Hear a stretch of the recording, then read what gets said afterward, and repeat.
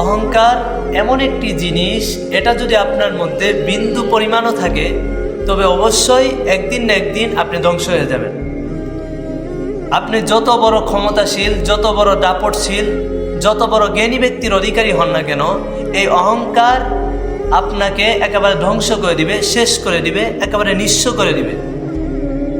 কারণ অহংকার এমন একটি রোগ যা মানুষকে নিজের ভুলগুলো, নিজের দোষগুলো দেখায় না, পরে মানুষ মনে করে ভাবে যে আমি বড়, আমি সেরা, আমার চেয়ে বড় আর কে আছে। আর তখন থেকেই মানুষের পতন শুরু হয়। এ ব্যাপারে ইতিহাস সাক্ষী যে অহংকার কখনো কাউকে বড় করতে পারেনি, বরং ছোট করে দিয়েছে। পবিত্র কোরআনে আল্লাহ সুবহানাহু ওয়া তাআলা পরিষ্কারভাবে বলে দিয়েছেন সূরা নিসা 36 নম্বর আয়াতে, ইন্নাল্লাহা লা ইউহিব্বু মান কানা মুখতালান ফখুরা।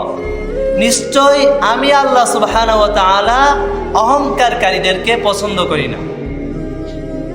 এর একটি বড় দৃষ্টান্ত হচ্ছে, উদাহরণ হচ্ছে ইবলিস, যে অহংকার বশত আদমকে সিজদা করতে অস্বীকার করেছিল।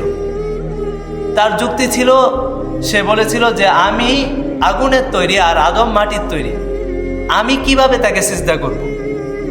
এই অহংকার করার কারণে এই অহংকারিতাকে চিরদিনের জন্য, চিরকালের জন্য আল্লাহ তাআলার রহমত থেকে বঞ্চিত করে দিয়েছে। দেখেন আমাদের প্রিয় নবী হযরত মুহাম্মদ সাল্লাল্লাহু আলাইহি ওয়াসাল্লাম, তিনি এত মর্যাদাবান ব্যক্তি হওয়া সত্ত্বেও, পৃথিবীর সর্বশ্রেষ্ঠ ব্যক্তি হওয়া সত্ত্বেও তিনি ছিলেন অত্যন্ত বিনয়ী। তিনি নিজ হাতে কাজ করতেন, সাধারণ মানুষের মতোই জীবনযাপন করতেন।